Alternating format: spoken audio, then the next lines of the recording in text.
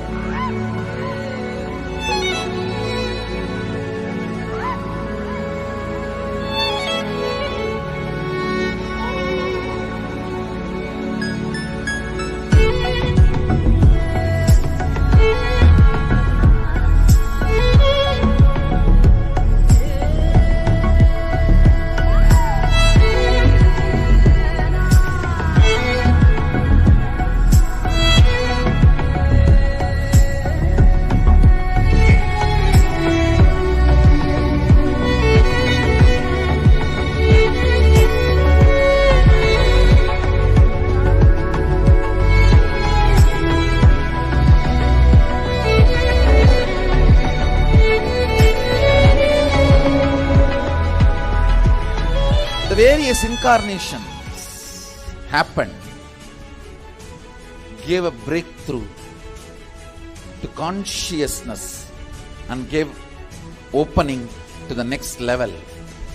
My responsibility is to introduce new consciousness which manifests powers of Sadashiva. As Mahamandaleshwar of Mahanirvani Akada, the oldest apex body of Hinduism, I welcome every one of you.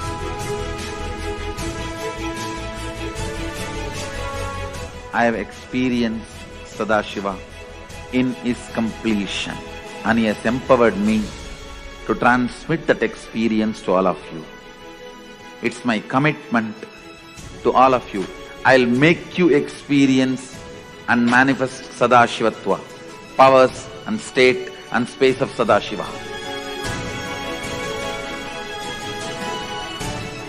When you manifest powers, naturally the state of Sadashiva and space of Sadashiva starts manifesting in you. More power manifestation, more integrity, more unclutching, more nirvikalpa samadhi, more joy, more restful awareness, more responsibilism, more enriching, more bliss.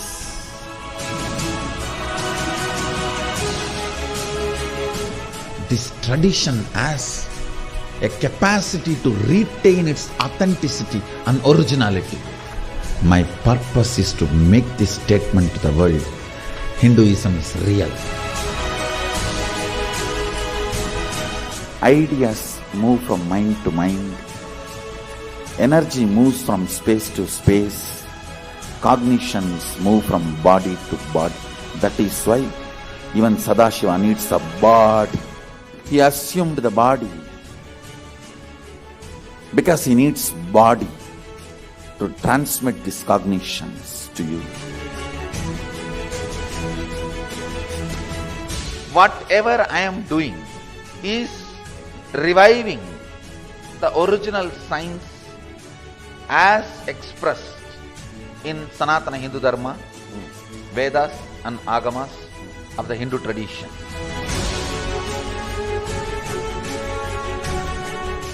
Given by Sadashiva, received by Devi, adopted by Vishnu to run this universe is Agama. Agamas insist on us serving beyond our frame.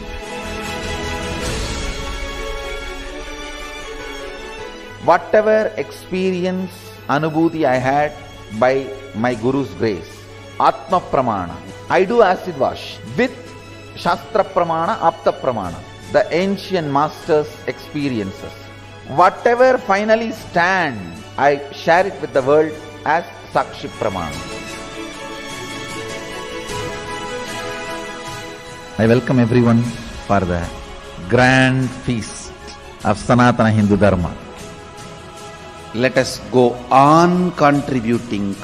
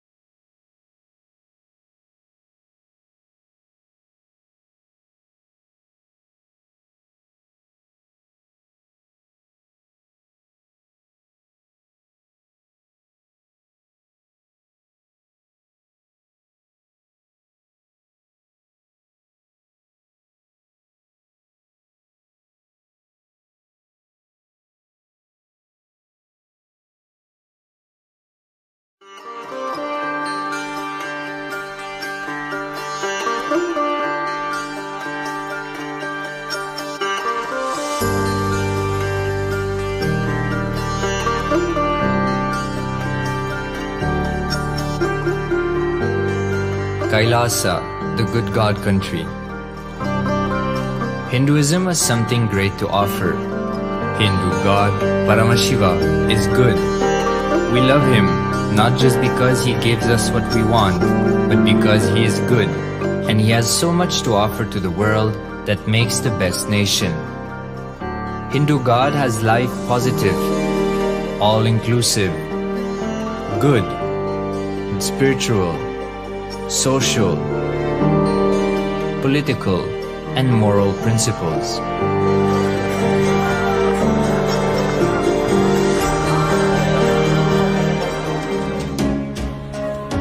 Hindu principles are guaranteed solutions for all the major problems of humanity: resettlement, violence and lawfare, impoverishment, inequality, environmental footprint, pandemic and biowar, disputes, feminist movement, women's rights, child rights, minority rights, linguistic rights, human rights. Because Hinduism has the best to offer to the world, KAILASA, standing tall since 1994 for the grand narrative of Hinduism, is the good God's country. Founder of KAILASA, Paramashiva, and his 1008th incarnation, the Supreme Pontiff of Hinduism, Jagatguru Mahasannidhanam, His Divine Holiness, Bhagavan Nithyananda Paramashivam, is the reviver of KAILASA, the enlightened civilization, the greatest Hindu nation.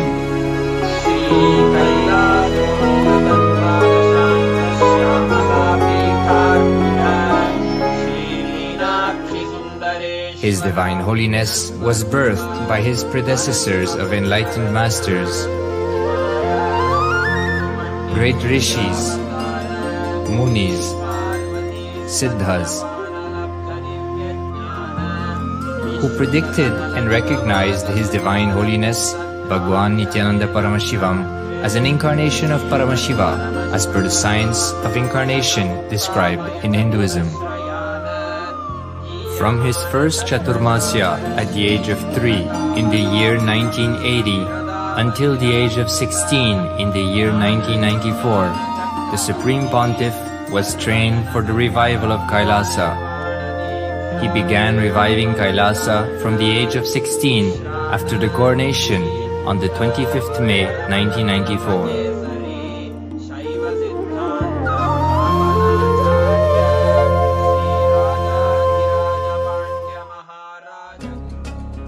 KAILASA that we see today is 26 years of sincere hard work of the reviver and Hindu diaspora all over the world.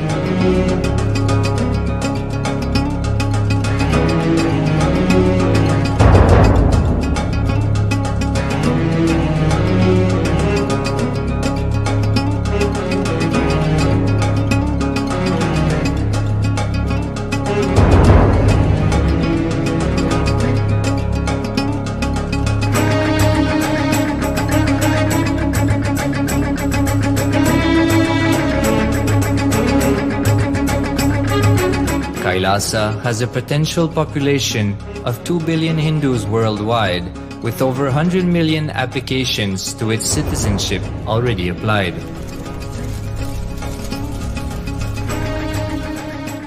Hinduism has stood over 10,000 years as an enlightened civilization, has been a global beacon of spiritual and timeless wisdom, technology, culture.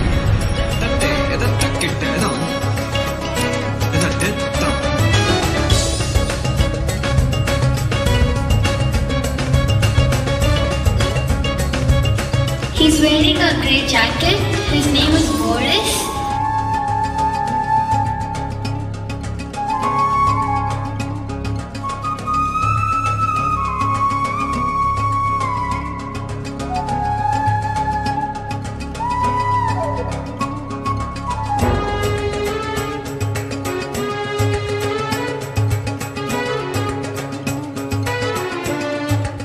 The world's ancient civilization produced more than 40% of the world's GDP.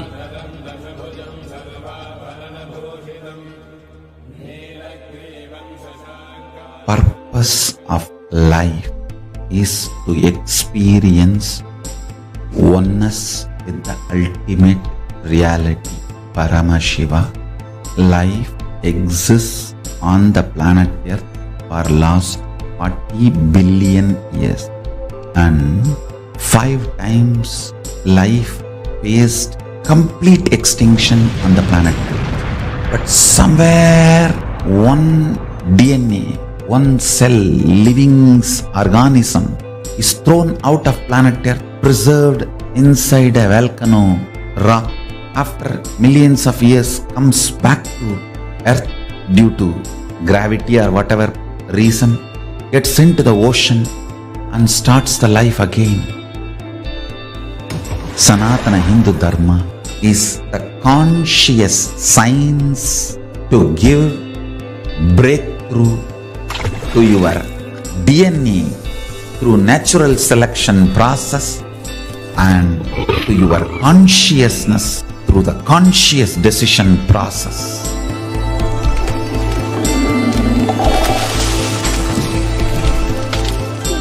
Sanatana Hindu Dharma is a sacred spiritual science. It is not bunch of do's and don'ts. No. Please understand, it is the revelations of sacred truths, cosmic truths, powerful cognition. It is still alive, that science is available, time-tested, foolproof. This science of living enlightenment is the complete solution for all the problems individual or society or modern day humanity is facing. Then you will understand. Om Nithyananda Paramashivoham. Om Nithyananda.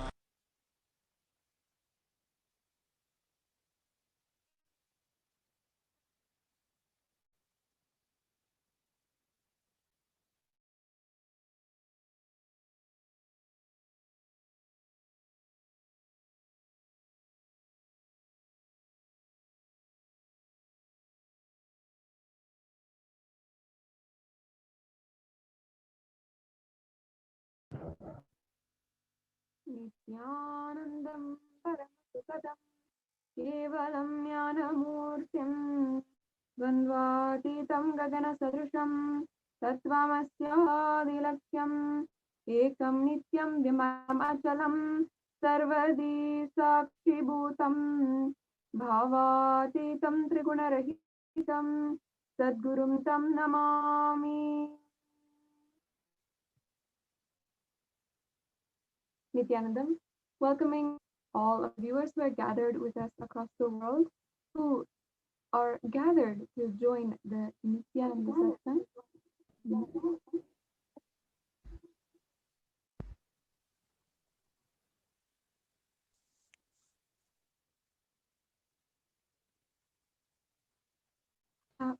Before we begin, we offer our humble pranam, our humble obeisance at the divine lotus feet of the Supreme Pontiff of Hinduism, Jagatguru Mahasannidhanam, Bhagavan Nithyananda Paramashivam. For those of you who may be joining for the first time, His Divine Holiness Bhagavan Nithyananda Paramashivam is the reviver of KAILASA, the ancient enlightened ecosystem, and he is the one who has revived the sovereign order of KAILASA, which is led by His Divine Holiness and the Nithyananda order of monks, nuns, and the Hindu diaspora. We are all working for global peace and giving the super conscious breakthrough for humanity. His Divine Holiness and the KAILASA Nithyananda University is working towards gathering, collecting, time capsuling, and protecting the 20 million Hindu source books, which are on a multifarious array of subjects, even dance, art, Ayurveda, medicine, architecture, and so many different Hindu scriptures which Swamiji is reviving. His Divine Holiness is undergoing and has been the victim of many assassination attempts on his person and character. But despite this, His Divine Holiness has continuously been contributing for the whole have superconscious breakthrough. I invite all of the viewers who are gathered with us to share on social media platforms, on Facebook, Twitter, on Instagram, YouTube, and whichever social media platform that you might be familiar with, you might be comfortable in. You can join the enlightenment ecosystem, the digital nation, which is available on all of these platforms. You can follow, like, subscribe, and join KAILASA by following us and joining the digital nation. You can obviously, of course, follow the link provided below in order to become an KAILASAvasi and have your own passport, your e-passport, in order to be an Kailasian. And you can join Kailasa as it is happening, as it is evolving, as the most beautiful, most beneficial thing and most life positive happening on planet Earth at the moment. Today we are going to present a extremely unique, diverse panel across different backgrounds and different experiences, and we're talking about a very important subject to Hinduism. Over the last few weeks, we've been continuously introducing to each and one of you the Hindu vote.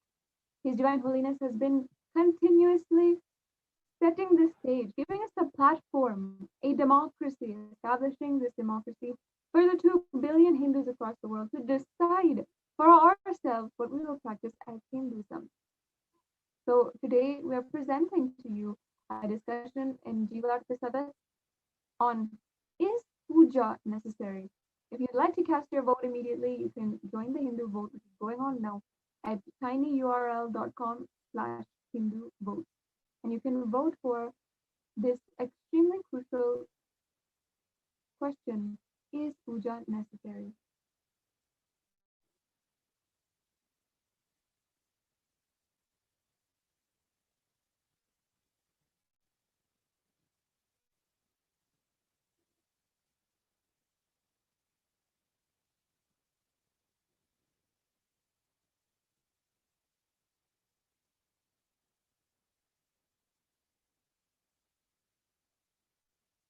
And of course, we have a huge panel who is ready to discuss with you, share their experiences about puja.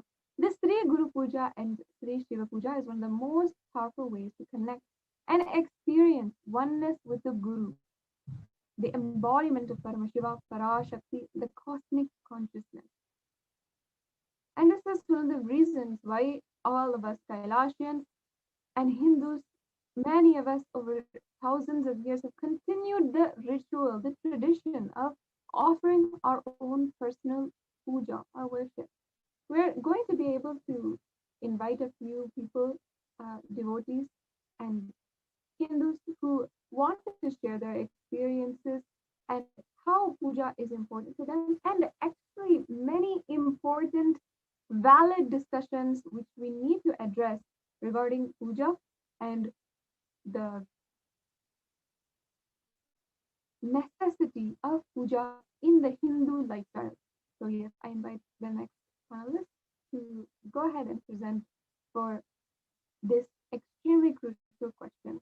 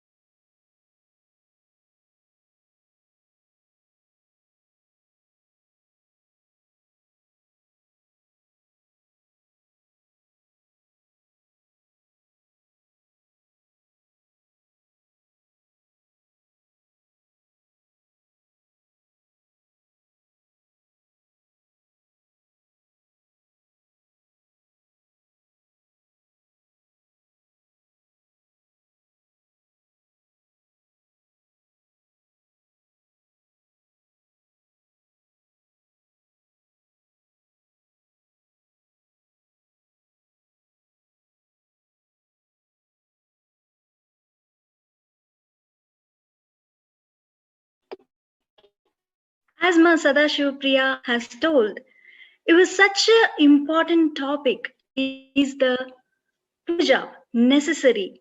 So, for the whole discussion, we have a really amazing devotees came onto the panel. So, let me introduce all the panelists here today. Ma Priyanka and Ma Dr. Shanti, Ma Avimuktananda, and Ma Yoga Samudrananda, Ma Prema Sindhuri.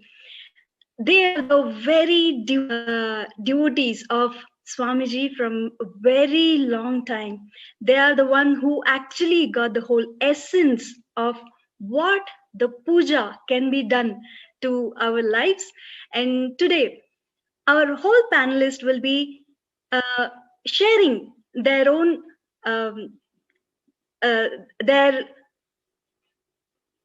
their powerful cognitions about puja and their sweet space what they got through puja. And we are going to have a Jivartha Sadas about puja. Is puja necessary? So today, let us start with Ma Dr. Shanti. So how the puja has been added, the joy, the bliss to the life. With the divine blessings of Swamiji, having been initiated into Nitya Puja from the year 2009, I can see how much the conscious expansion that has happened, how my life has shifted. It is moved from so much of impossibilities and other stress. The word stress is almost forgotten. And I'm very sure it is reflected in my body physiology and in my blood chemistry also. The stress hormone levels, I'm very sure, is gone down. And my ability to participate in life is enormously expanded. The word impossible is almost not there at all. Just say yes and then things will fall in place. That's it. The participation in life is what I feel is the most strongest click that I've got. And ability to go through the life's challenges, being powerful inside, not getting shaken, not going through the suffering so much. For everyone, life is challenge, right? Whether it is in personal life or professional life or career or whatever we call health, wealth, everything. Every challenge in every aspect of my life, I am able to participate and go through with powerfulness inside.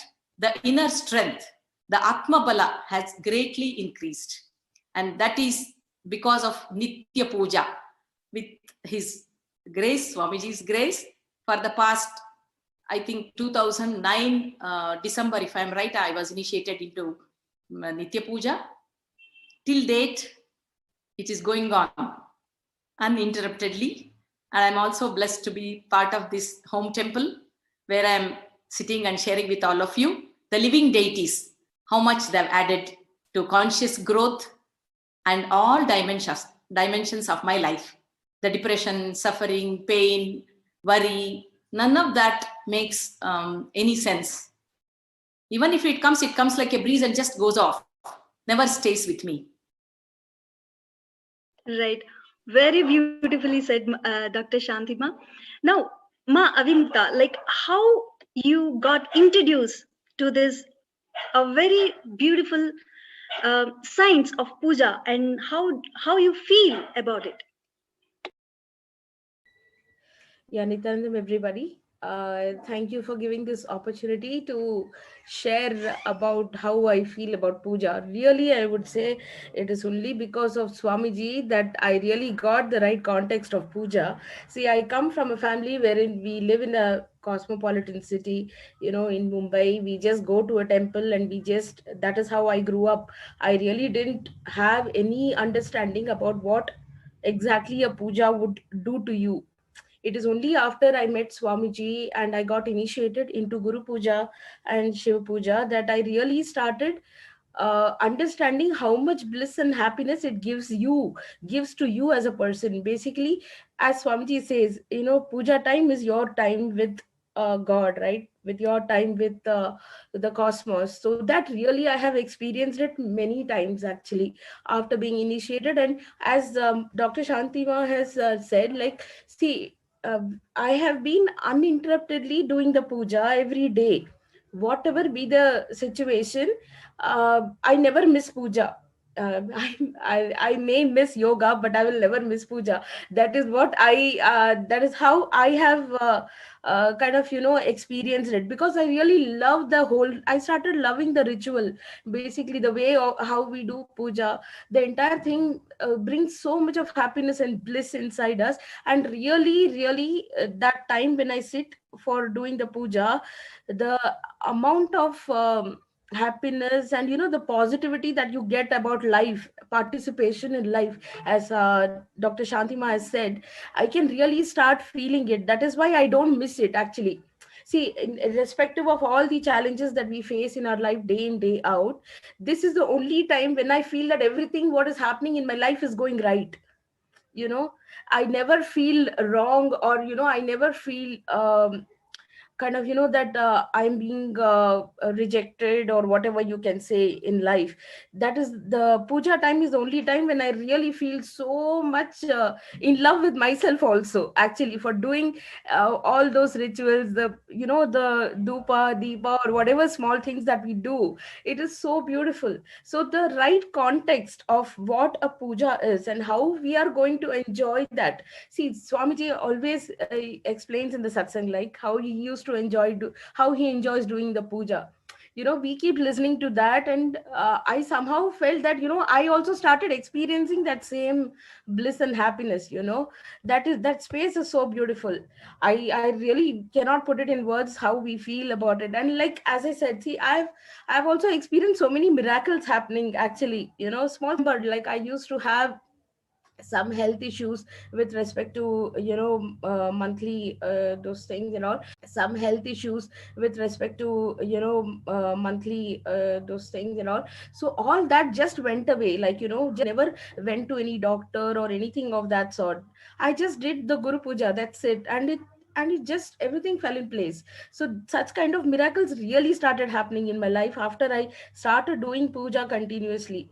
uh, I don't know. I mean, I started learning the puja mantra and all those things actually in a very, you can say, I was not very quick in learning all those things, but definitely, whatever I was doing, I was doing with full involvement, and the way how Swamiji taught us. Basically, he taught us the context of doing the puja, why a puja, and how much happiness it can give to you.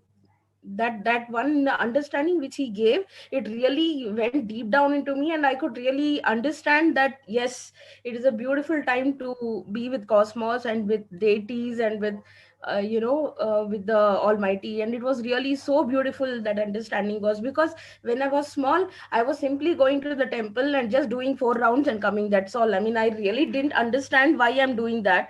I was just told that yes, we have to go to temple, Thursday you have to go to Raghavendra temple, Saturday you have to go to Hanuman temple, and go and come, that's it. I mean, I really didn't understand. Yes, I did believe all those things, but the context I didn't understand. It is only after I met Swamiji, after we listened to what he says about puja, that I really got the context. And I really am grateful, and I'm thankful to Swamiji for giving this understanding. And it's such a beautiful experience every day, every day. Thank you, Ma. Thank you. Very well said, Ma Avimukta. Let us actually see, let us set the context to all of our viewers. What is puja? So now let's go to the presentation. The Sri Guru Puja and Sri Shiva Puja is one of the most powerful ways to connect and experience the oneness with the Guru, the embodiment for Sadashiva, Parashakti, the cosmic consciousness. So here, today's, the very topic is puja necessary. So for this particular topic, all our Hindus oath can change the world. Every one of your participation and oaths really matters. So please go on to the below shown link and cast your oaths. If Swamiji, Pontiff of Hinduism, Bhagavan Sri Nithyananda Paramashivam very beautifully says, if you start building the depth of oneness in you, cognitions of oneness in you, even your struggles will liberate you. Let's listen carefully. Struggles will be liberating us. Swamiji says, I want to tell you, if you feel something, lacking something in life, which most of us have, most of us even feel that, even that, look from the angle of always feel something is missing. So till the oneness, till one has a form, one should worship a form. Deities are the embodiment and representation of cosmic consciousness. The Padukas of Guru and our Anga are living and breathing independent beings. They are infinitely intelligent and infinitely powerful. They will listen to our prayers. Through them, we will worship the whole cosmos. So this is one of the very powerful thing where we have a physical deities through which we will be connecting the higher consciousness, right? So my Yoga Samudra, let us, how is your experience with worshipping God through deities? Yes, ma. So Nithyanandam, I'm Manitya Yoga Samudra. I'm from Chennai. So the introduction to puja, deity, everything I've got to know about those things only after meeting Swamiji. So in my family, we used to go to temple. My mother used to light lamp every day in the evening, but not in the morning. So I was actually working in Bangalore, and the first time when I got a jerk or click, oh, this is how the routine is to be, is like one of my colleagues asked, don't you do puja in the morning? I was like, what?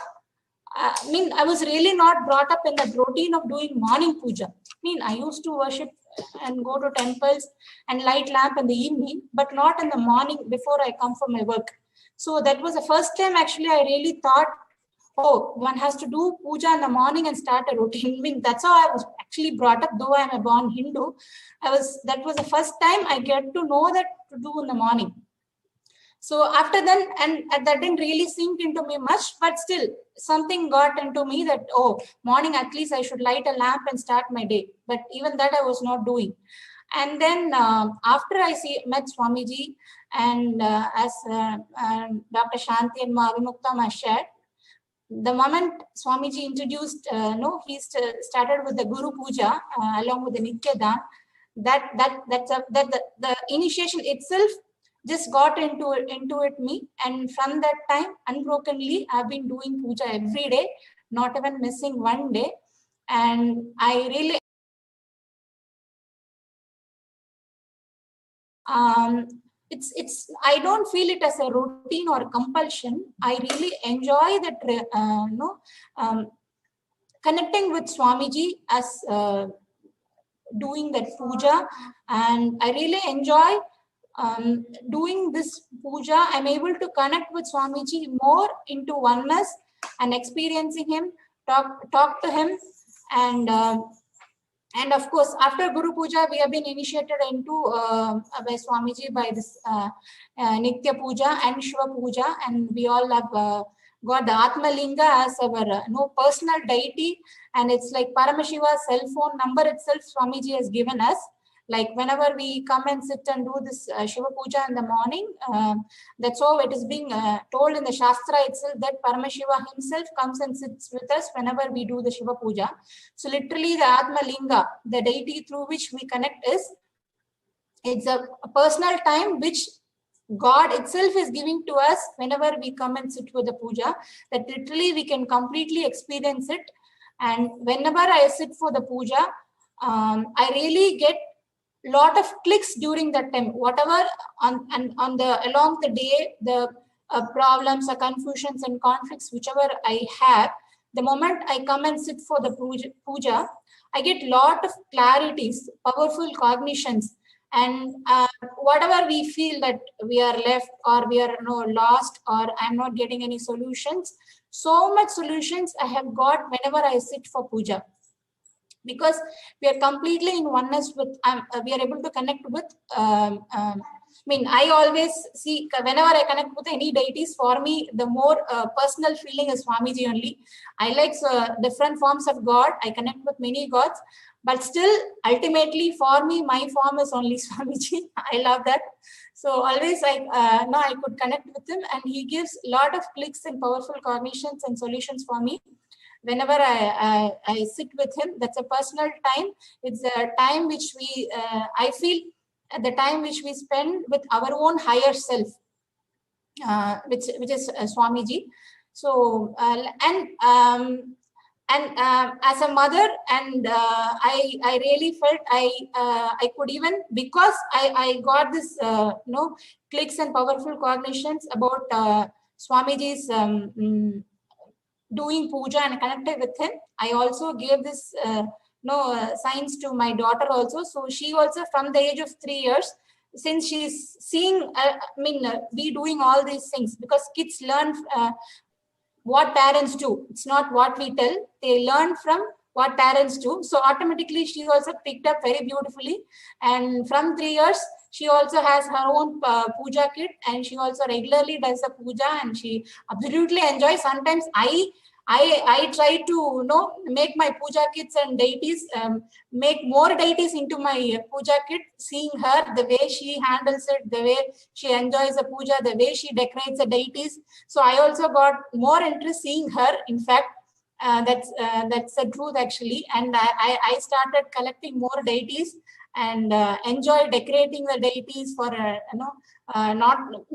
of course Nitya Puja and so many other pujas I started for doing apart from the daily pujas like Rudrabhishekam. Everything started getting so many deities and decorating them, connecting with those gods and goddesses.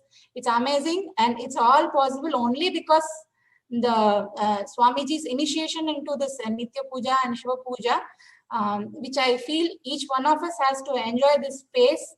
Absolutely, that's as Swamiji says, that's the actual currency which we need to have as an energy booster every day in the morning and for our lifetime. That's a real energy booster for us to run the life conflict free with powerful cognition. And I have so much to share, but as of now, I'm just completing with this, and it's amazing to be initiated into this Nitya Puja and make our life so energetic and happy and powerful and blissful with a lot of powerful cognitions. Thank you, Ma Nithyanandam. Yes, actually there is a comment from a viewer of us. So it's from Dhanush Hosga. So he is telling, not really a puja doing person, but surely the aspect of gratitude for Guru and our ancestors is beautiful. How much gratitude we feel is how much we have enjoyed their grace. So this is what Dhanush Hosga wants to tell. So what I would actually like to tell for this is that the line, not really a puja doing person, will come only if you haven't tasted puja. Because if even you have dedicated your one day for doing puja, you will have that connection with the master or with the God who you're doing puja for. You will not want to not do puja. You will have the passion. You will want to do more and more of puja, and you will keep dedicating yourself to enter into the space of gratitude. It'll become like addiction. You will want to just keep doing it, and you will just immerse with the bliss, because it gives you lots of bliss when you do puja. So with that bliss, you will not want to not do. So actually puja is not like a person, or I'm not a puja doing person. That is not a correct sentence, because if you have just tasted a little bit of how much bliss you get from doing puja, that is enough. You will keep doing puja. You will just become a puja person. So this is what I would like to tell for this. And yes, the amount of gratitude each and every one of us feel while we do puja to the gurus and to the ancestors is very, very beautiful.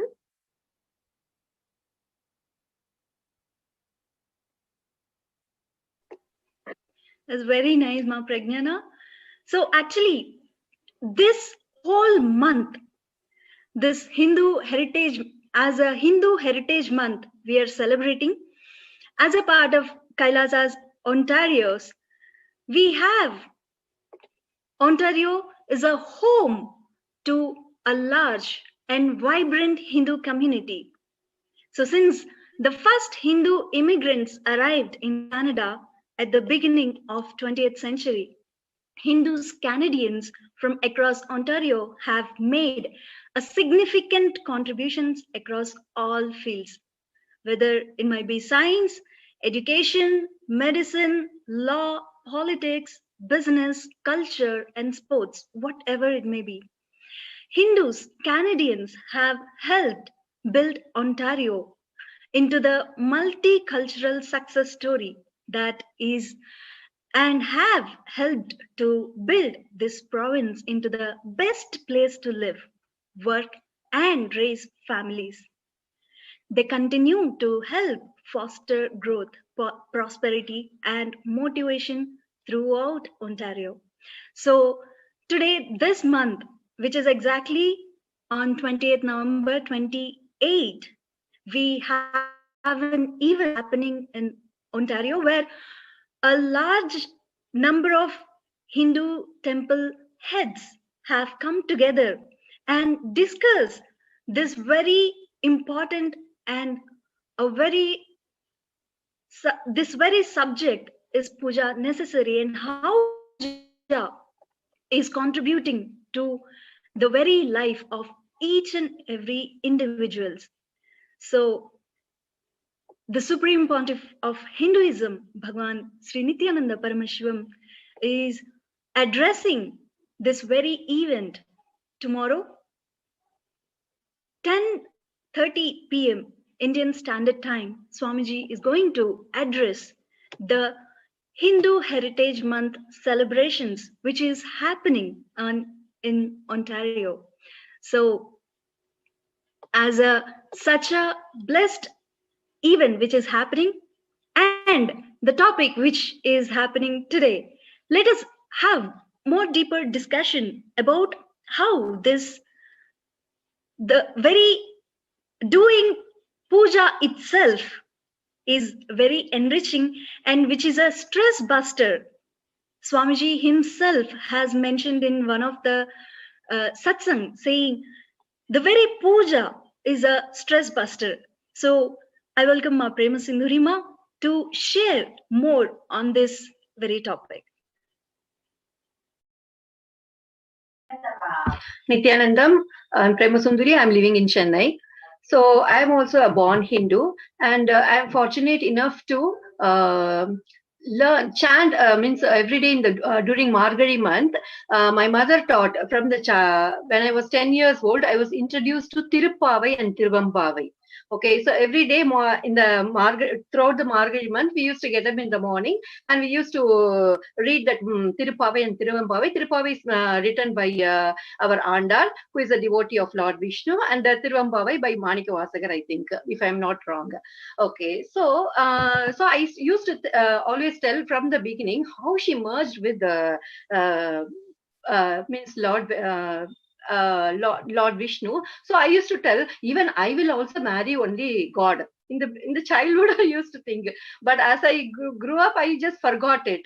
And then about puja, though I'm born in Hindu family, we never taught any the rituals to chant any mantra or anything.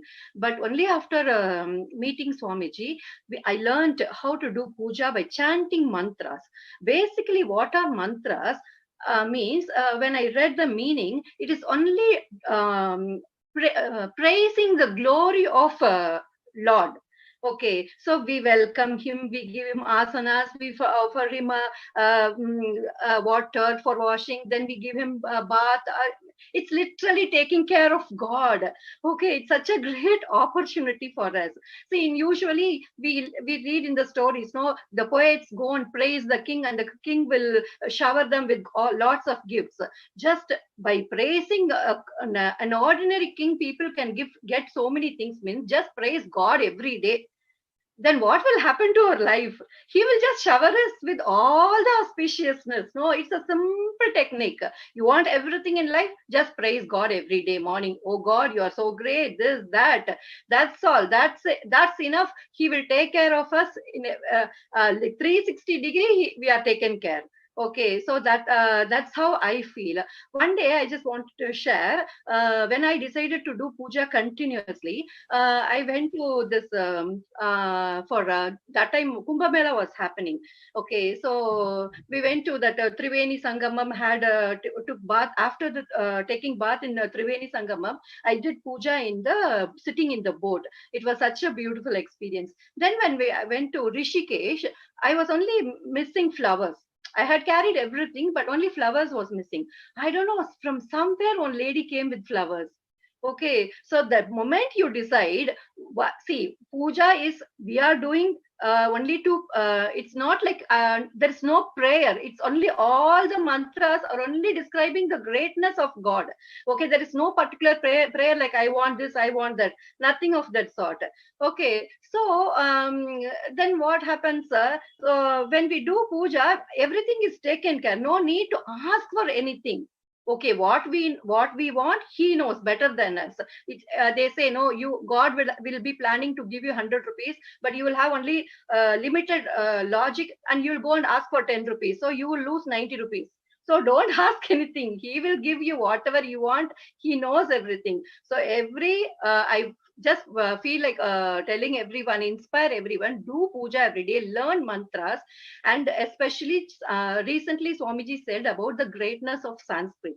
Okay, he said that anahata dhvani, omkara, that only when it got mapped to cosmic beings, it manifested as Sanskrit language, and to communicate with human beings, it manifested as Tamil language. So I'm blessed to know both the languages, and now I'm learning Sanskrit also. So everyone, I use this opportunity to request everyone to learn Sanskrit. It's such a beautiful language, and praise the God every day, and just get everything from him. Very simple technique. By doing Nitya Puja, we get everything. That's what I wanted to share. Thank you, Ma. That is so sweet, Ma Prema Sindhuri Ma. So we have viewers on Facebook who is really participating in this whole panel. So we have Ma Shanti Bas. Yes, me too. Enjoying with my puja. She tagged Swamiji. He was so nice. See, as we are going into the topic, is puja necessary? Swamiji has made powerful context. He has said the powerful context why we are doing puja. We are not actually the deity. We are praying the higher consciousness through the form of deity. So it is such the deity has become a medium from us to the higher consciousness, the Paramashiva. So how it feels when we are doing the deity worship, when we are physically performing the puja, how it feels like. So today here, Ma Priyanka, how you get connected by doing puja? Nithyanandam, everyone. Yeah, I am a born Hindu, and I'm a proper Vaishnavite. So my journey started spiritually from my mother, actually, because she is the person who gave me all knowledge about doing puja, about deities, about some rituals, about festivals, etc. So I really have to thank my mother, because it's because of her I could get some connection or understanding, the basic understanding of what is Hinduism. So from there, my journey started. And obviously, when the journey starts with your mother, it will be sweet. So whatever I was having questions, she used to answer a lot. And I used to ask her many questions regarding the same meaning what she gave. So it was on and on and on. So till today, we discuss so many things about spiritual thoughts and spiritual understandings. So after, one example I can give, like we know that life is like this. We get married, we take responsibilities. We know we get problems, but still we jump into the relationship of getting married. So while starting puja also, I was having a lot of questions like, will I be able to do it every day? Is this a rule? Is this a burden? So it's just, no, you cannot do this. You cannot, it will all start from no in the beginning, because that is how the social conditioning is being done. Because this is a huge responsibility. Once you are committed, you cannot give up. So it started like that for me. But thankfully, due to my spiritual journey, I've got two beautiful gurus in my life. So with their grace, I'm able to enjoy and feel that bliss in the puja, whatever I'm doing today. So everyday puja, the day and day I'm getting upgraded. The day and day my understanding of puja and deities, they are real. They really, really exist. This is what I'm able to understand. First, it was no for me. Yes, I go to temple, how everyone shared their views. We go to temple, we put 4 rounds, we do namaste, namaskara, everything, and then we come back. But it wasn't like that here. This pandemic time, it gave me such a open space to understand. No one else can do that. No one else can do that. Nitya Puja is something where we can get all types of understanding by doing it with action, because our physical body is getting involved here. So we understand that yes, he exists, he really exists. It may be any deity for that matter. You may worship Shiva, or you may worship Vishnu, you may worship Krishna, or you may worship Hanuman, Ganesha, Ganapati, whatever it is your Ishta Devata. So whatever your Ishta Devata is, so just simply go and talk to them. Just simply go and think that you are hugging them.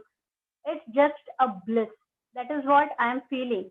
So by doing Nitya Puja, I'm feeling really, really grateful to my gurus who have given this wonderful opportunity and the context of doing this.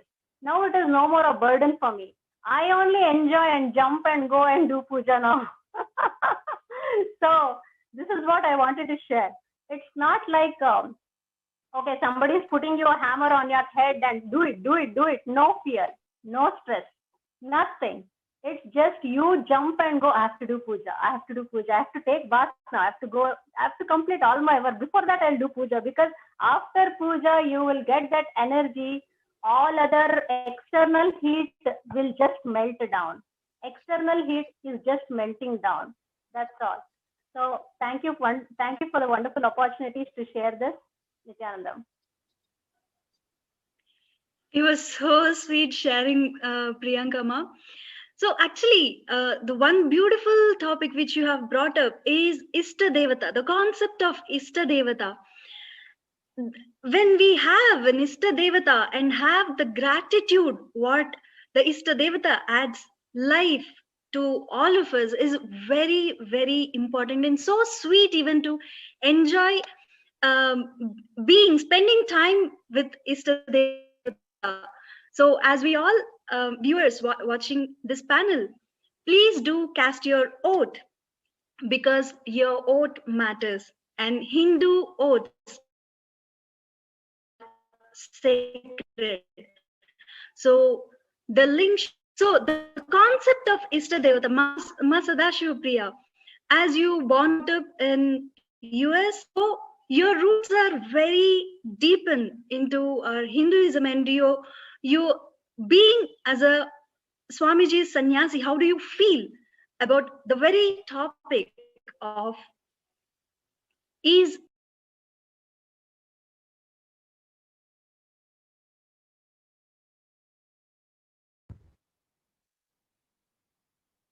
Nithyananda Ma, thank you for inviting me to the discussion. I'm sorry, I've had quite a few technical difficulties throughout this whole discussion, but surely it's a really exciting thing to be able to join amongst so many devotees and present to the whole world about how we should be practicing puja as one of the most essential parts of our life.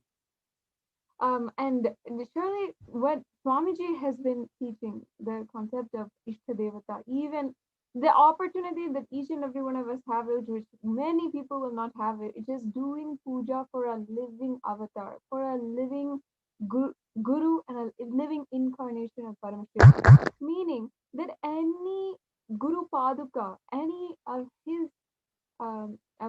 deities that we do, we have that opportunity to directly connect to him, and he will directly respond in more ways than we may even be able to fathom.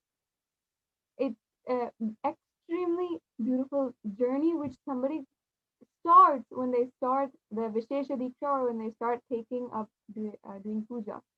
And as you said, in my personal life, I have grown up in the United States, and but having Swamiji as a backbone for my life for the last 15 years, and which is of course the majority of my life, I know, and it's just instilled inside of me that that puja is such an necessary part of your life, and I've grown up in that temple lifestyle.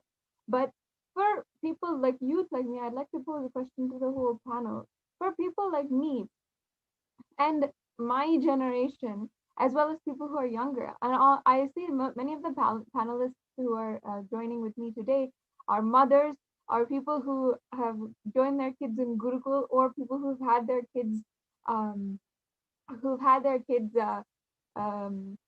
graduate and achieve so many other things, or have very young children. I'd like to ask you, how would you encourage your children, and how would you encourage the future generation, people like me, to enter into puja, and how you think it is important when we start our lives, when we're starting and we're in this learning process in our youth, to start puja and make that decision for puja. If in my personal opinion, if I would say, I was around 6 years old when I was initiated personally by Swamiji, and I started the daily puja, Guru Puja. I can say that this main connection had sculpted my life to what it is today. As Atma Swami was asking, she was asking a very beautiful question: how, as a sannyasi, it has such a fundamental part of my life. I can say that having started it early on, puja, it has given me trust on myself and my God and the universe around me, and stability compared to any of the other generation that is next to me or that is around me. It has given so many extremely fundamental and crucial aspects of life that many youth will extremely are in dire need of, especially now during this Pralaya time. So if anyone would like to join the conversation, or anyone would like to answer the question that I have for the panelists, what would you say to the next generation, and how would you encourage them to take up doing puja?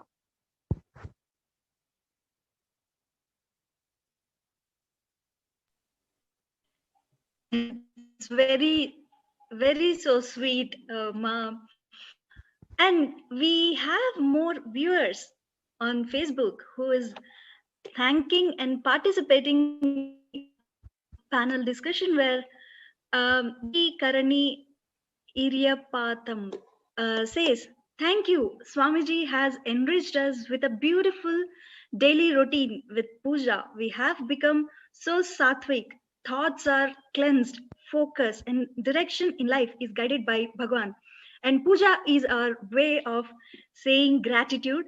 It was so sweet. Yeah, this is actually the so sweetest way where there is no stress in our life, where our life starts, our day starts with gratitude.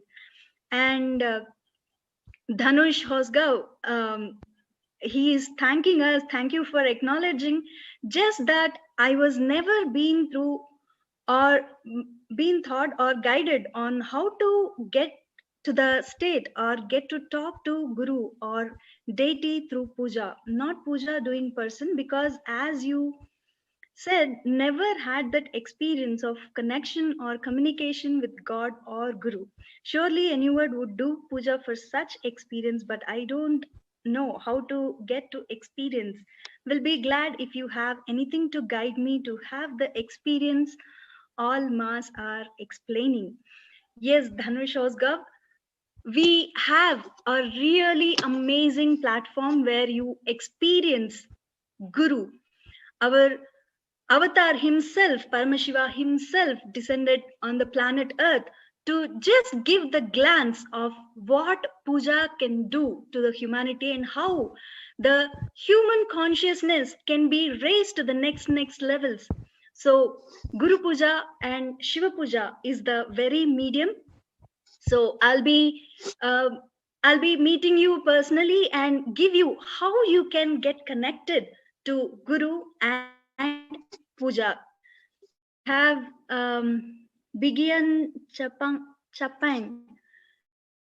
Please enlighten me on doing puja. I am still lazy to do puja. So now we have a question. How about my Yoga Samudramas can reply to this question?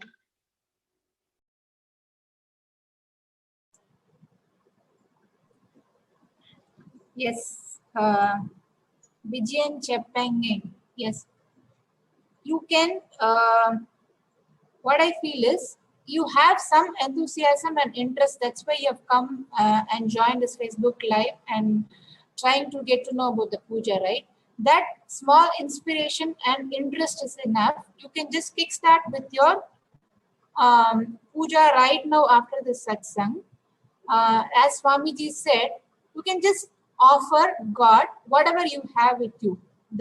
You will be having water, flower, and the dhupa, lamp, and everything. You can just offer this like how you welcome a guest, like that. You can welcome your Ishta Devata with whatever you have. That will itself will give you such a amazing oneness and feeling connection with the God, and that itself will bring a lot of clarity and will break your laziness pattern. But still, you start with this as a startup with this inspiration.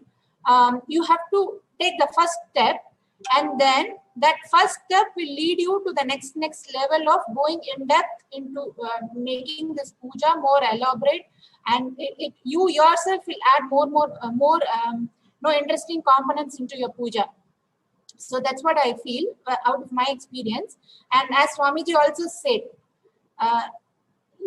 this small inspiration, when you start doing, that will become like a vicious, beautiful cycle. The inspiration you do with what you do the puja, and that will bring a lot of amazing clicks inside you. That will again make you give the more inspiration to puja more regularly, more elaborately, and it will add more joy and bliss.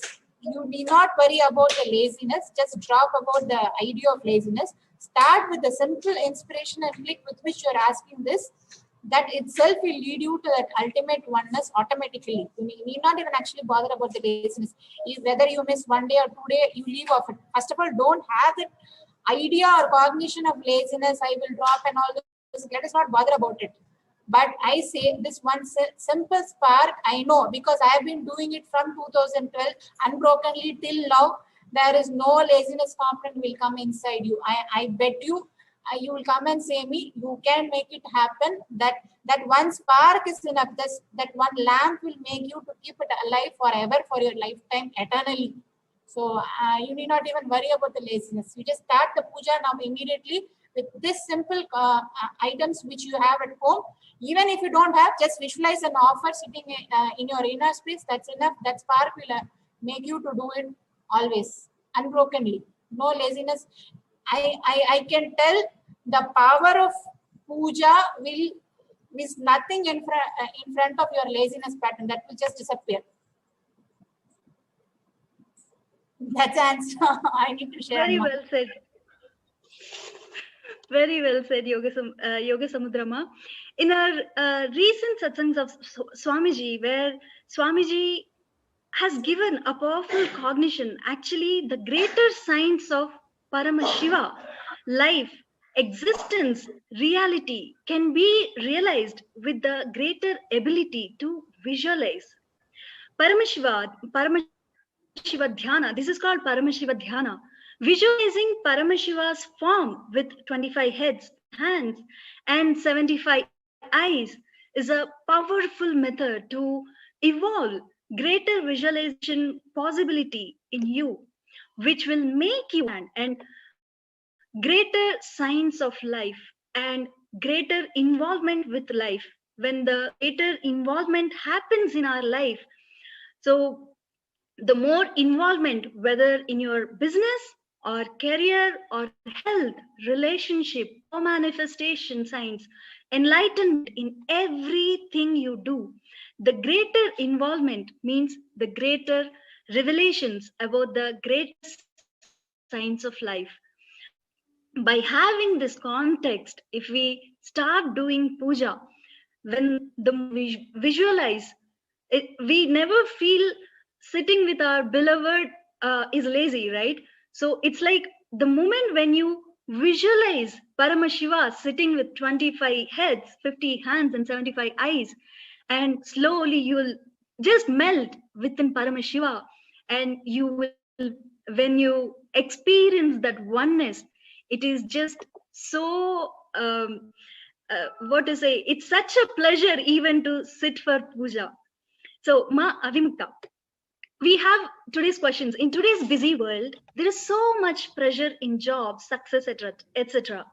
So should puja even be a part of our life? Yes, yeah, I would like to answer that question. See, it is only as we are all discussing, what is coming to my mind is that it is only about you tasting that bliss. See, whenever you like something, you definitely do it, whether you have time or you don't have time. You never think about that, right? It is like you're breathing. Okay, will you ever say that, okay, I don't have time to breathe, let me just drop it? We will never say that, right? We know it's a necessity. We have to breathe. If we have to live, we have to breathe. Puja is also the same thing. The moment you start, just that spark is enough. You need to know the context, why we are doing it, and how much bliss and happiness it is giving you. First of all, puja is the time when you're sitting with yourself. The problem in today's generation, in today's world, is that people are not able to sit with themselves. That is the biggest thing which Swamiji has taught us, actually. See, when we are sitting with ourselves, a lot of things open up within us, around us, actually. But we are not even ready to give it a chance. That is a problem with today's generation. Not only today's generation, rather, I would say the entire world is running so fast. People feel that they don't have time for all these things. In that, how we will include puja is what they're asking. But that is absolutely not at all a reasonable question, because it is only about tasting that bliss. The moment you understand the right context, and I feel somebody like Swamiji, a living avatar, he is the person who can give you the right context about why you're doing this particular thing. Today we are all fortunate that we have Swamiji with us, who is time and again explaining to us why we have to do puja, what is the ecstasy that you get when you're doing puja, small incidents in his own life, which he keeps on telling in almost every satsang. Like, he keeps on repeating those stories and telling us as to how he felt when he was doing puja. He met Arunagiri Yogeshwara, so many stories he keeps on sharing. All this gives us an inspiration to sit and experience the same thing. So that one spark is enough to include that part of puja into our lives, into our daily lives, and continue it eternally, because that becomes a necessity for us. You can call it as a necessity, it's okay, it doesn't matter, right? We do so many things because it is necessary, so you can treat this also as a necessity and start doing it if you feel it is that much of a pressure. But I would say once you start doing puja, you will, it is a time wherein you actually feel so much bliss and happiness, that is the only time which actually, if you ask me as an experience, that is the only time which I feel so happy and so blissful and so nice about myself also. Forget about others, or forget about feeling God is with me or whatever. That is the time when I really feel so happy and so nice. Throughout the day, whatever I do, I mean, you have so many conflicts happening. There is job tension, there are other things which are keep on going on in our mind. Puja is the only time when I really forget everything and sit. And it is such a beautiful space. I'm sure that once you taste this, you will not want to miss it for any reason. So it is only a matter of tasting that one small thing. So that's what I want to share. You brought up such a important point where the present world is not able to sit with themselves. Puja is the one medium where it brings down the settlement within us, removes the stress levels, and able to sit with our own selves. This is one really important point which you brought up, Avimuktama. I'm really thankful to you. And Bigyan has replied on Facebook saying, "Thank you, Ma. I will do puja now itself." It's so nice. It's so sweet.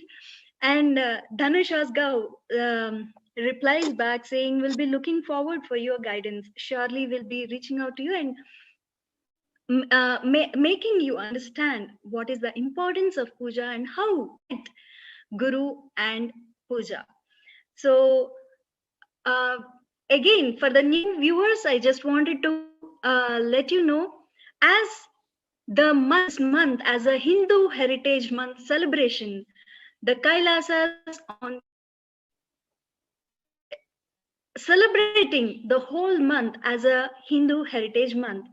Ontario is a home to a large and vibrant Hindu community since the first Hindu immigrants arrived in Canada. At the beginning of 20th century, Hindu Canadians from across Ontario have made a significant contributions across all fields, whether it is science, education, medicine, law, politics, business, culture, and sports. Hindu Canadians have helped Ontario into the multicultural success story that is, and have helped out best place to live, work, and raise families. They continue to help foster growth and prosperity and innovation throughout Ontario. So under this particular topic, so all the heads of the leads of temples are coming forward to have discussion about this very particular topic. So in this, we have introduction to Hindu heritage, youth panel discussion, what is Hindu heritage? And Swamiji, the Supreme Pontiff of Hinduism, Bhagavan Sri Nithyananda Paramashivam, is also addressing this very topic at 10:30 p.m. Indian Standard Time. So don't miss this amazing opportunity and please take part. As we all enter the discussion, you all know the Hindu oaths matters. So each one of your oath brings a lot to the whole Hinduism, why we are following, what we are following, and how our actions are leading us to the higher consciousness. So all the viewers, I request each one of you to cast your oath and give your comment on by having the hashtag Hindu oaths are sacred. So the link is shown below where you can cast your oath. So today's in busy life, the how this puja itself can be a stress buster. We all are leading such a busy, and on top of it, the COVID pandemic taken away all our the base on which we have built all our life. Right? So at this, how the puja can be a stress buster. So welcome Sadashiva Priya to give powerful cognitions how we can have puja as a stress buster.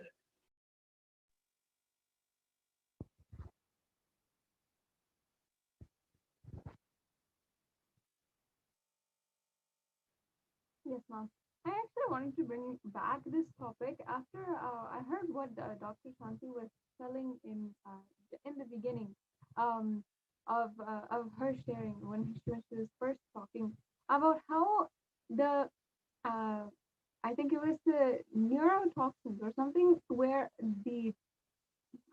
there is a extremely specific effect that these chants will have on the body and the whole system in order to reduce the stress. It's not just something, just like a pastime or something where you're passionate about or something where you can express your creativity, anything like that. Not just that, but in a deep physiological way, the puja can actually make your whole physiology express and manifest power. This is another level completely beyond just the stress busting. See, many of us we are caught in our day-to-day schedules, from the 5 to 9 schedule of work, and then if you have kids, you have to attend to your kids. If you have a husband or a wife, you have to attend to them. So you have continuously some relationship or another that you're trying to meet and you're trying to fulfill. However, our relationship, which goes completely unnoticed for so much of the time, the majority of the time, is the relationship with our higher self. And that is where Guru comes in and our higher identity comes in. That is the relationship, ultimately, the most important relationship. And this, whenever I talk about higher identity, or even I just get that word, I always remember what Swamiji always speaks about his own Guru and all the Parama Guru for all of us, Arunagiri Yogeshwara. Arunagiri Yogeshwara is the primordial embodiment of Paramashiva, and he is Paramashiva who existed and established the enlightened civilization on planet Earth so many thousands of years ago. And during the life of Swamiji, he manifested for 9 months as Paramashiva himself. Arunagiri Yogeshwara Paramashiva himself came down in order to act as Guru for the best Guru, and ultimately to teach each and every one of us the best Guru and disciple relationship, the best way that we can relate with Guru, and the best way that as a disciple we can act and how we can be. So through how Swamiji has spoken about and how Swamiji has narrated to each and every one of us about his own experience in his life, this Leela, when Paramashiva himself was Guru and when Paramashiva himself was disciple, each and every one of us have that opportunity to realize that oneness which came from that experience in Swamiji's life. And in that itself, he expresses that puja was the ultimate way that helped him continuously stay and live with his own higher identity. See, for many of us, it might be hard, especially if we're coming new to Hinduism, or if we have so much of heaviness inside of us. That, of course, is so many of us. Each and every one of us can relate to that. It becomes hard to continuously hold those powerful cognitions inside of us. It becomes very difficult to remember those powerful cognitions inside of us. But when the higher identity becomes a part of us, like the Guru Paduka or the Atma Linga, from which we do puja, we can continuously keep that deity with us, live with that deity, and start to live around God. And that is what Swamiji calls as Leela Dhyana, living with God. And it's such a beautiful opportunity to express and to continuously have that Shaktini Pada happen. And of course, this brings up the next level again that I was talking about, which is making us manifest Shakti. But I'd like to first say that just having that practice of keeping that Atmalinga with you, even if you just do a 2-minute puja, and then after that, keep the Atmalinga with you. And then throughout the whole day, whatever you are doing, whenever you eat, offer some food to the Atmalinga or the Guru Padaka or the Rudraksha, the Kantamala, and then we only partake the food.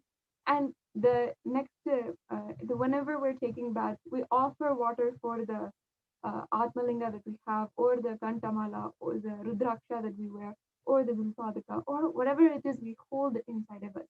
And for many of us, Kailashians, for a long time, as we are holding we have the Rudrakshamala, we always hold the pendant with us whenever we want to call out to Swamiji, or whenever we are deeply connecting with Swamiji.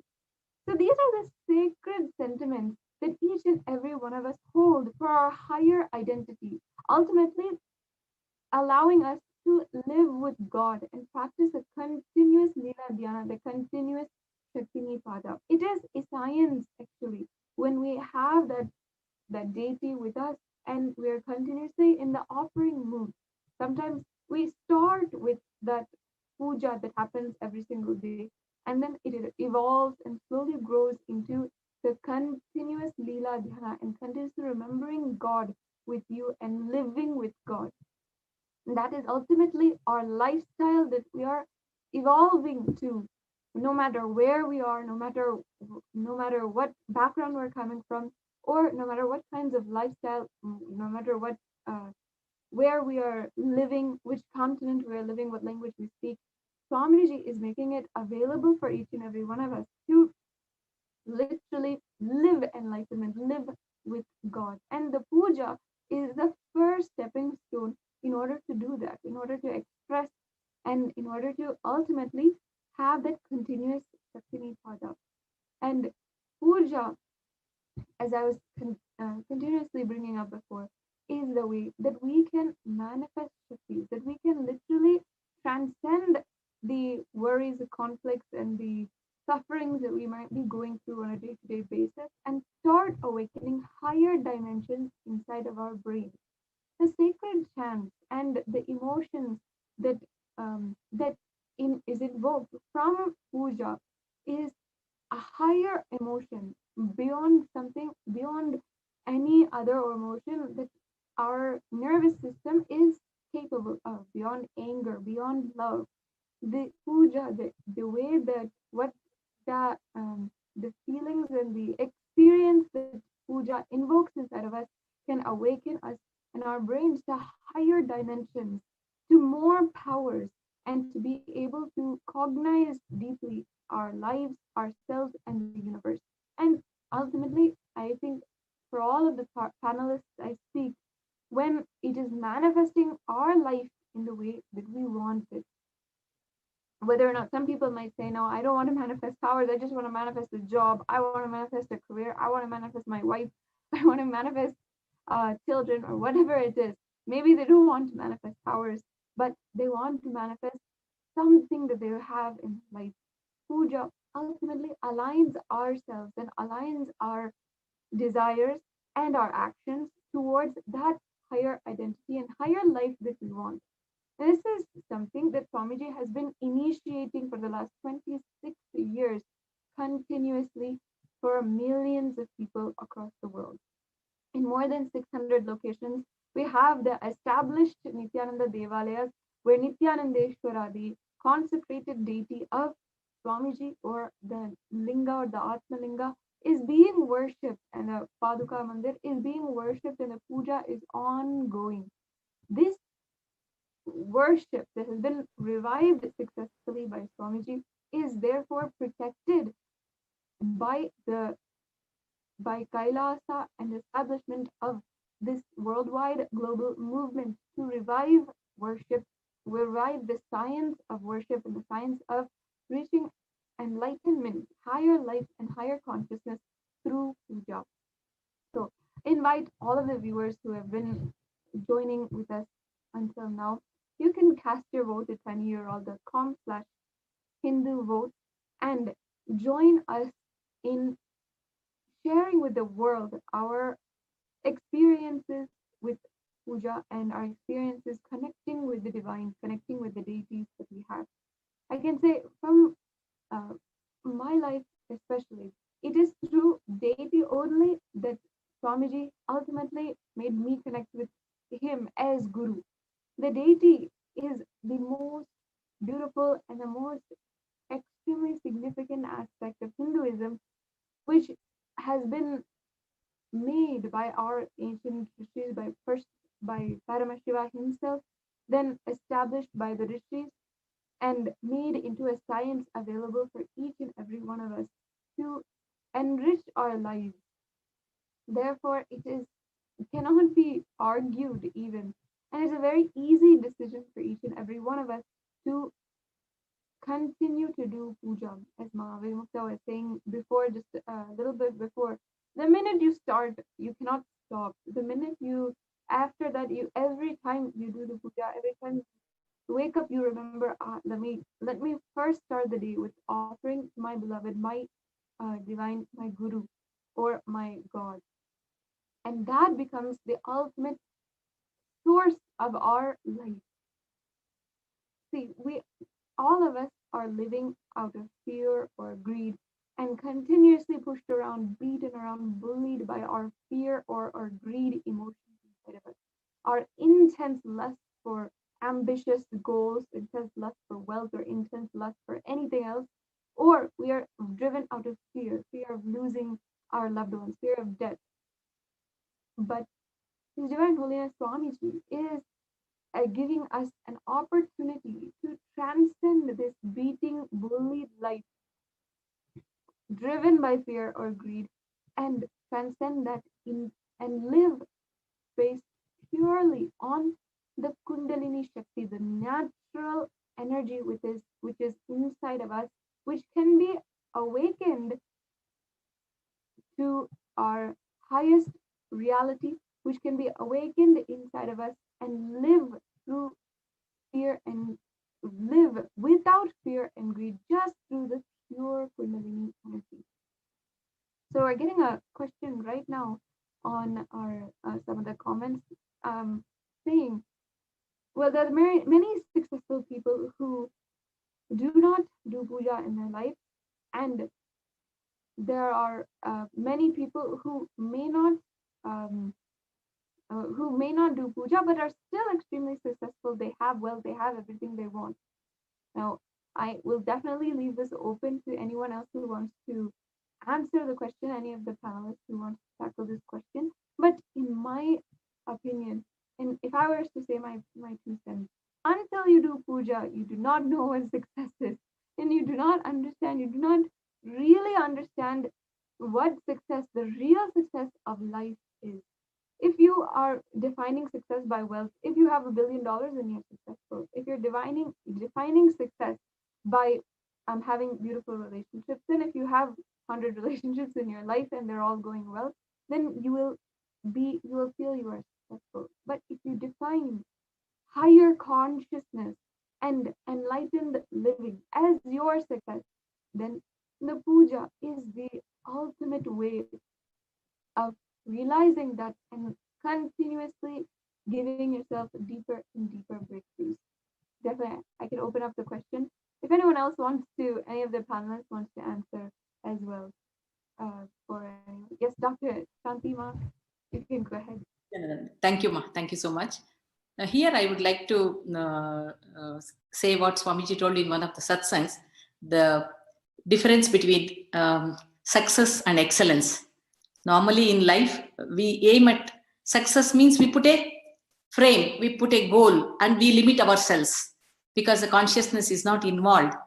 We, being the initiated disciples and initiated into puja and connecting to the super consciousness, the higher self, we don't know. See, we call super consciousness as in our Veda Agamas, it is called Ananta Kalyana Guna, Bhagavan, the source. We may worship as Venkateshwara, as our Devi, as Ganesha, our Guru. Whichever sampradaya we follow, we say the divine has infinite qualities. In fact, scriptures describe, it's called Ananta Kalyana Guna. Means you can't even count. You don't know where it starts, where it ends. The scriptures say, if you take the sky as the paper and ocean as the ink, you start writing. You can never glorify the glory. It's like that. That many number of qualities and experiences and expressions are part of the super consciousness, divine, our Ishta Devata.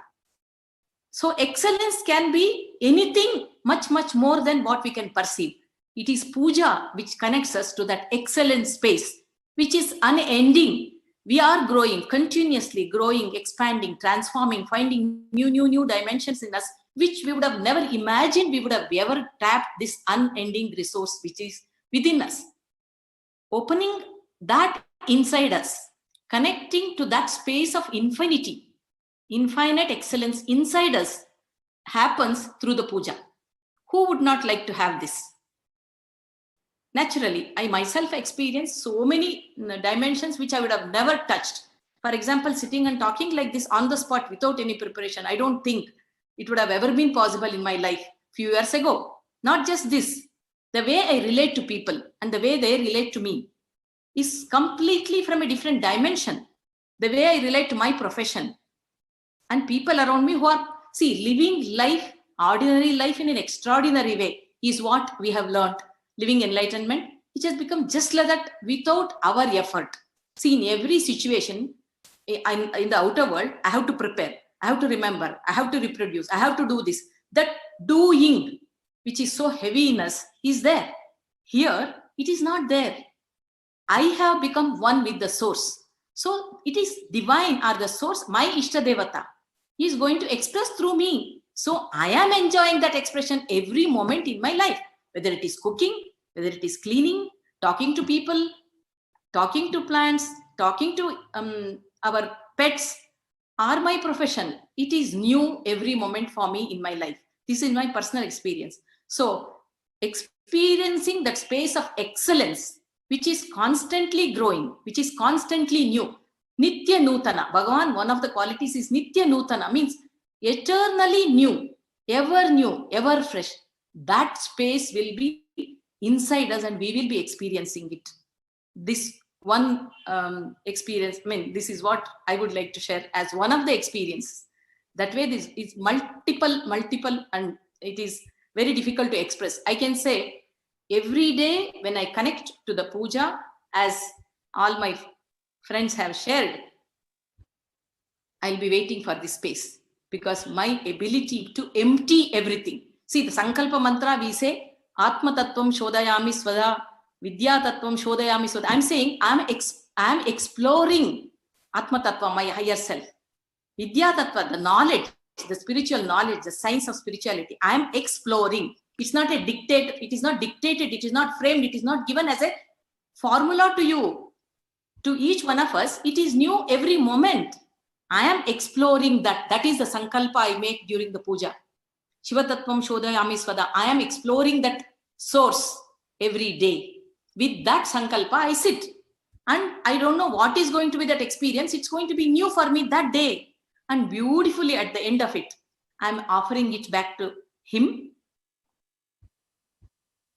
And again, I'm ready to receive him. A very amazing. Yeah, which is so it's a very amazing and sweet points which you brought up, saying yesterday having. morning it was given to me as an experience. It just happened in my inner space.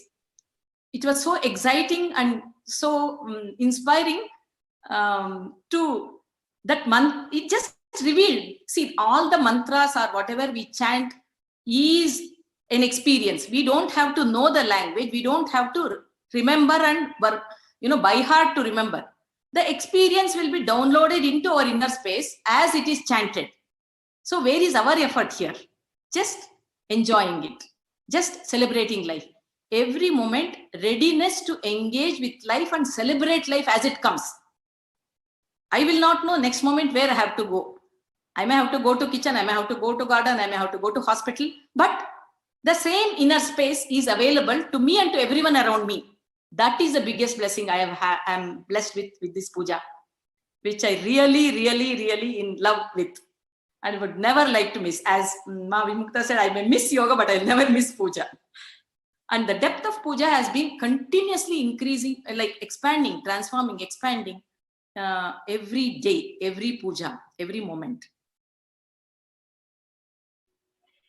It was so sweet. The points which Dr. Shantima brought up. Living a life, it might be the ordinary life, but living in an extraordinary way, which is amazing when we establish that gratitude space, when we do puja, the space which comes within us is such a beautiful thing that decides us whether we are going to be, whether we are traveling in a way of success or excellence.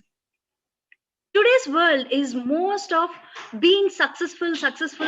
That's why when we reach our goal, whatever we think as a success in our life, the moment we reach, we feel that emptiness. So we never excel into what we are doing, or we never excel into what actually we are come here for.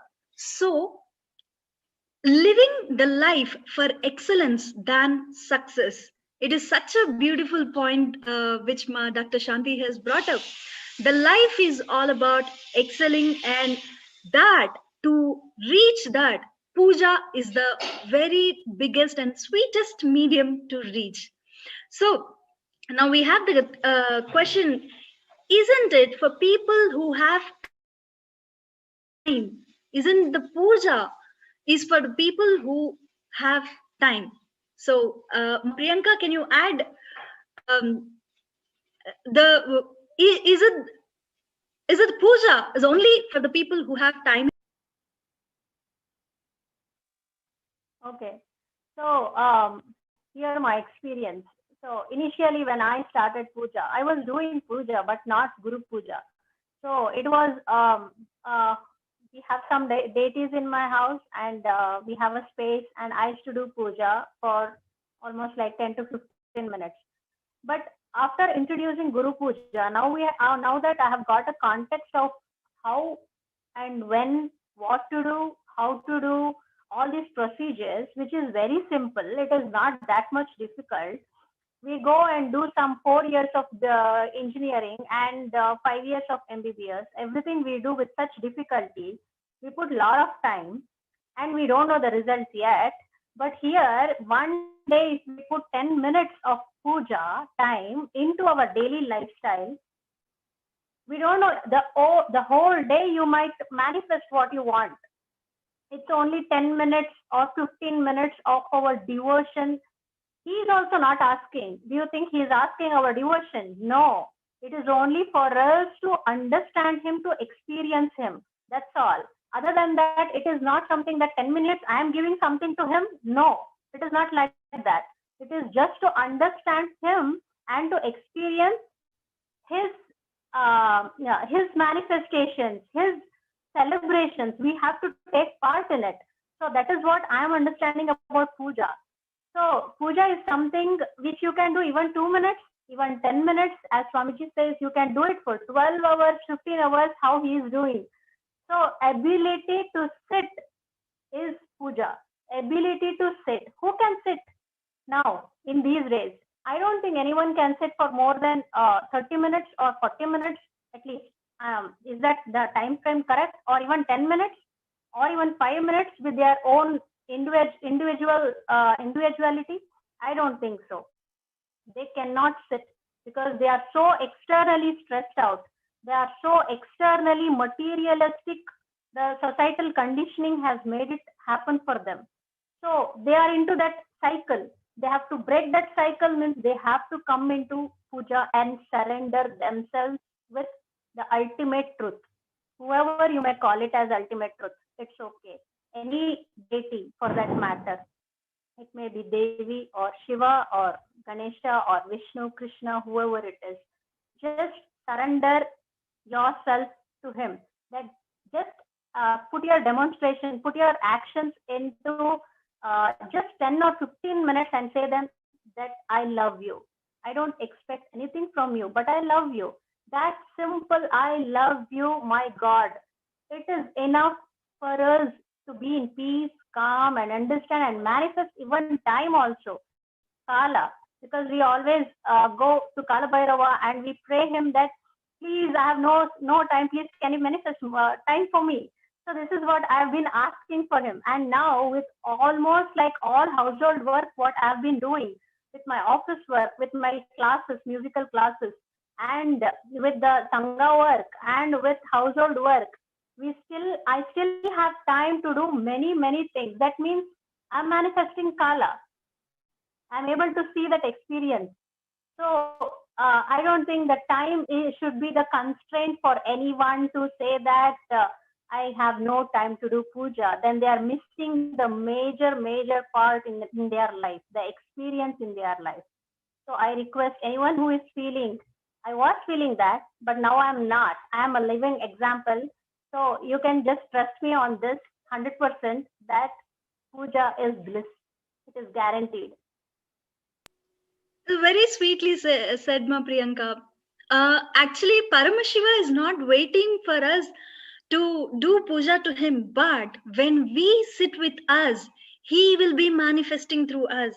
Like Paramashiva is literally waiting to shower his love on us, which each one of us burning for and which we have come for. It is so sweetly said, Ma Priyanka. At the same time, we have a few more questions where the viewers are asking, I have a lot of commitments in my life. How can I manage my life if puja becomes necessary? So our panelist, whoever wants to go for it, can start.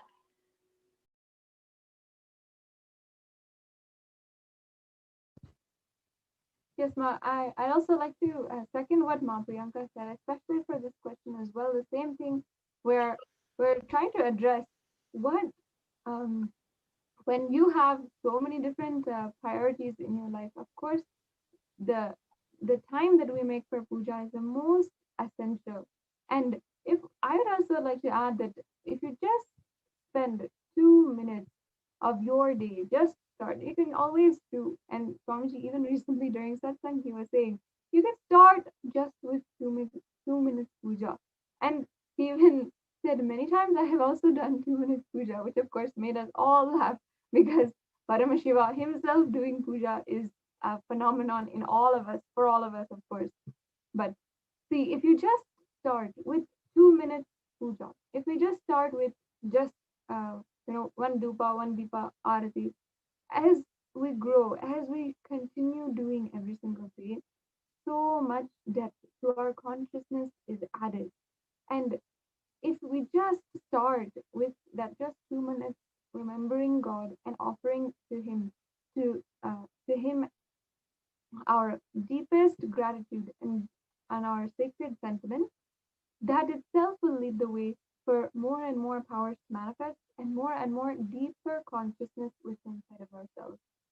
I would also like to share with all of the viewers and all of the panelists as well, as this really reminds me, as Ma Priyanka was talking, I just remembered that Swamiji, in order to revive Kailasa itself, in order to start the work in the year 1995 and 1996, he chose puja as the way that he started giving and enriching millions across the world. And that was with the puja manual that he created. I'm not sure if any of you have seen that, but you can visit autobiography of the avatar.org or the Facebook page for autobiography of the avatar, and you can see the puja manual that Swamiji himself had created, handwritten, in order to start the whole Nithyananda publication department and in order to start contributing to the world. It is with puja itself he started teaching,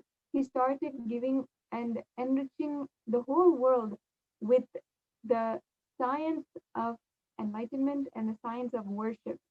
Now today, what started out there just with a handwritten diary and his own letters, a few pens, and the mudras which he cut out, what started there today is millions of people across the world who are practicing puja.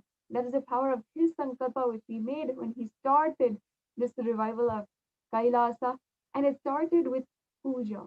I would invite all the viewers, if you haven't yet seen this, it's a very extremely unique archive item, which is it's in its own intelligence, its own independent intelligence, a part of the most sacred archives of Swamiji, and the items which he himself has used and poured his energy into. Just like any deity which he has himself carved, it is a extremely beautiful and extremely valuable deity, a part of the whole archive that we have from Swamiji's childhood.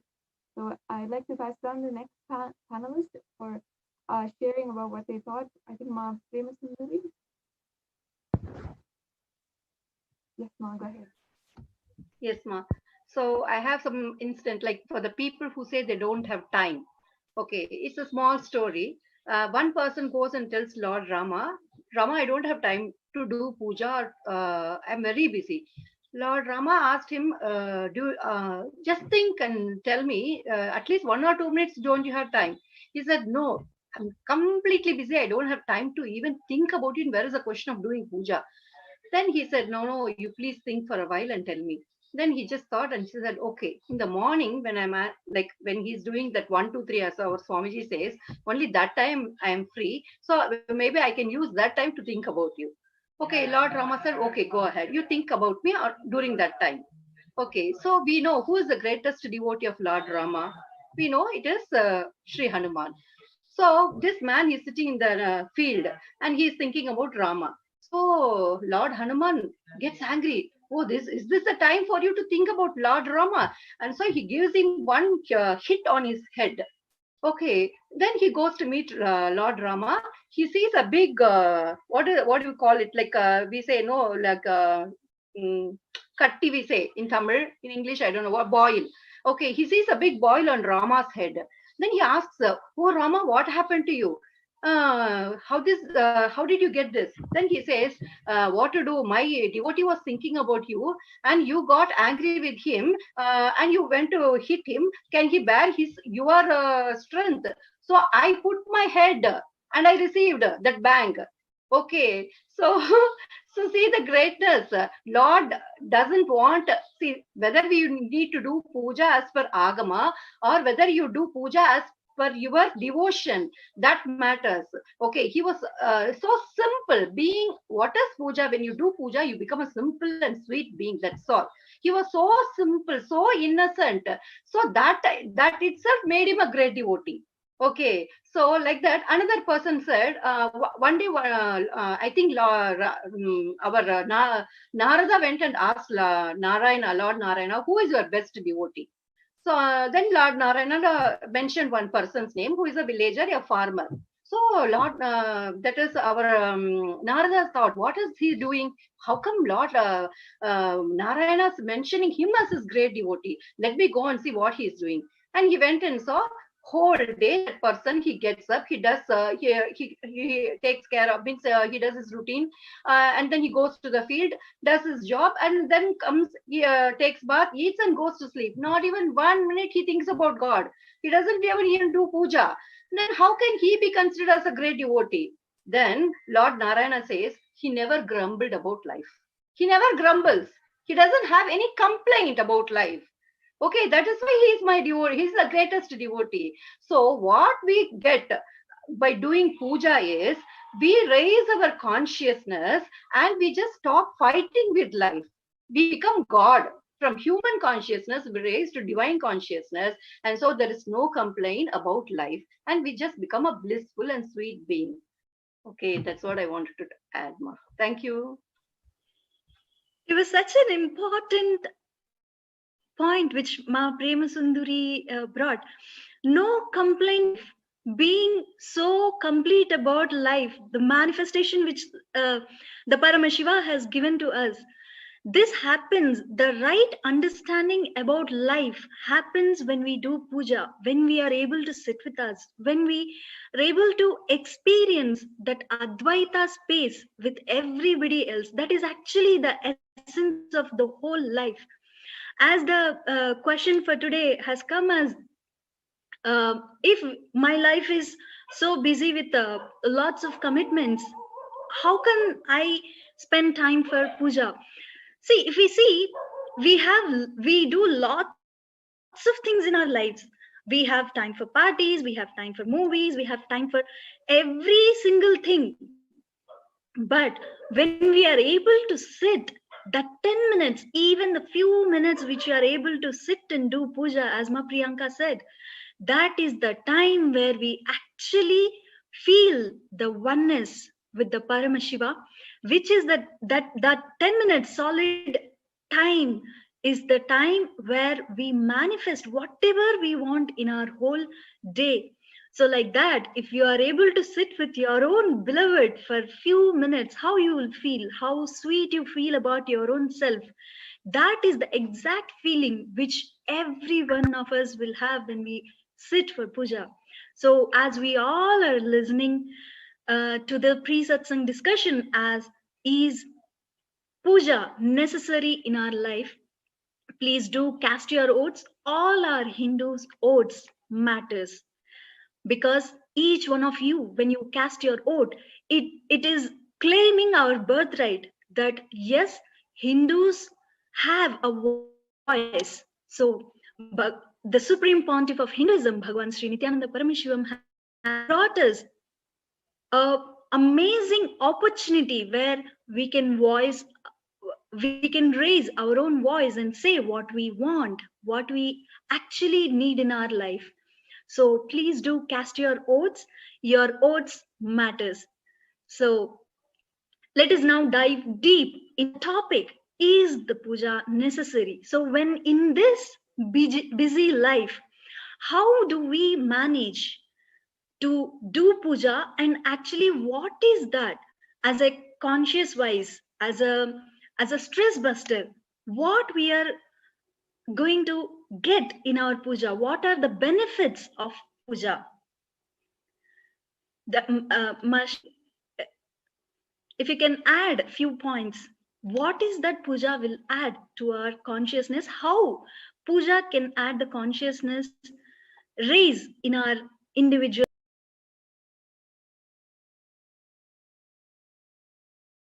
I didn't hear. Is it, did you ask me to say this? Okay. Thank you, Ma. Thank you.